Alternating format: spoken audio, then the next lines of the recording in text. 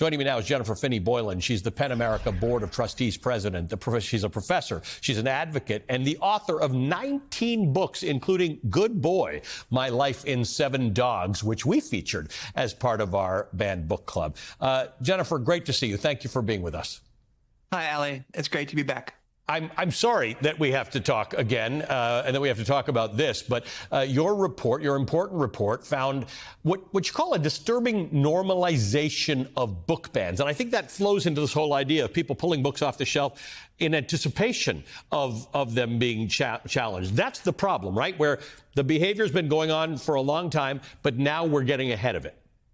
Right. Sometimes now librarians are pulling books even before a request for a ban has been put into motion. It's all we're doing it in advance, and so it's like we're censoring ourselves. Banning books it's almost become routine. It's become normalized, and we all need to remember this is not normal. This is not the way a democracy is supposed to function. Free people read books, including books about stories that they disagree with, about people that they don't understand, people whose lives they disagree with. But that in a democracy such as ours, we are only as strong as our tolerance for stories with which we don't agree. And so that's the real danger that we've now fallen into, that this level of book banning is now unprecedented. You know, the interesting thing about doing the banned book club, the reasons for book banning are boring and old-fashioned. They haven't evolved in 500 years, right, since they were banning the English Bible. But they focus on different groups. So right now it's trans stuff. In a lot of books that are banned, it's other lesbian, gay, bisexual content. Prior to that, it's violence or sexuality or religion or whatever the case is. The reasons they shouldn't matter. It's the concept that someone is choosing for you what your family and your children can or cannot read. Right. It's saying that there's really only one kind of story that is acceptable for people to read, especially for young people. And to me, it flies in the face of the very definition of America. What is our national motto? E pluribus unum, out of many, one. These book banners are essentially saying that we don't come out of many, we only come out of one, and that there's only one story that is worth telling. And this administration is out to erase anyone's story that goes against their definition of what an American should be. I mean, my own book, as you know, Good Boy, which is a book about dogs, yep, was banned. And it may be that Pete Hesketh pulled it out of the Naval Library and West Point perhaps because it's told by a transgender woman, but it could also be, I don't know, Ali, is it possible he's a cat guy? I don't know.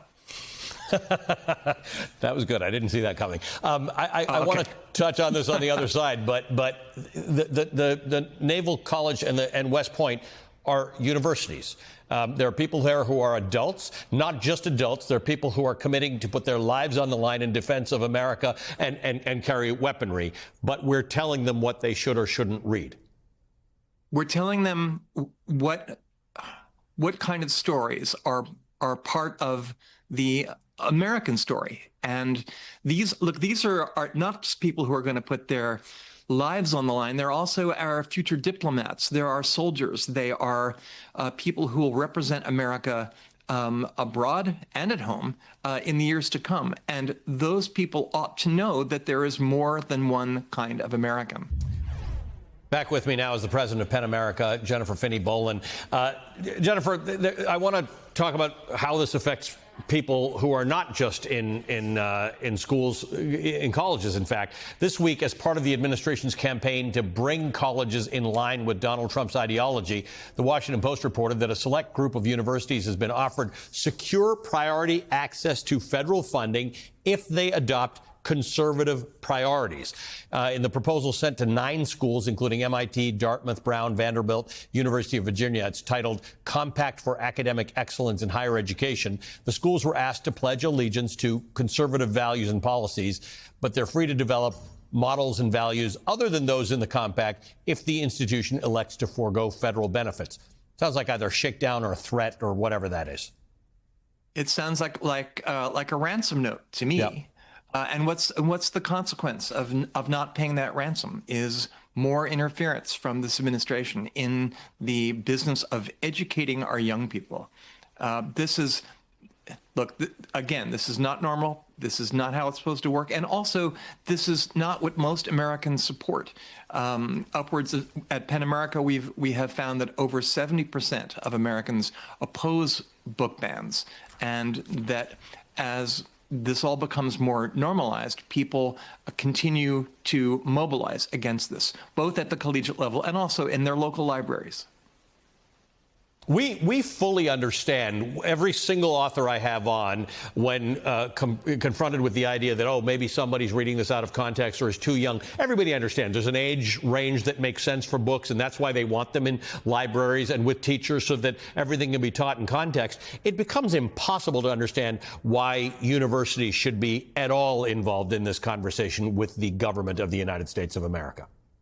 Correct. I don't want the President of the United States to write my curriculum. That's what I do in the classroom. That's what I do as a result of the class that I'm teaching, my years of training, and my class. I teach a class called Metamorphosis at Barnard College, and we talk about all kinds of change. We read Ovid, we read Kafka, but does that mean that there are certain kinds of change that I'm not allowed to talk about? So the idea of these educational gag orders and ransoming our institutions of higher education, this is not the way it's supposed to work. And we all have to keep fighting against it because this cannot stand. So there's a world in which the folks who go out and ban these books or challenge them fall into a certain category that puts them largely on the conservative side of things, or almost exclusively, and yet feels anti-conservative to ban books, right? Like the idea is why are any of us allowing the government to have this role? No one is telling anybody that you should or shouldn't read a particular book. It's the idea that government and libraries and schools should not have that decision making. I sort of agree with Moms for Liberty on this, that it's mine and your choice as to what our families consume, but it's not the government's choice.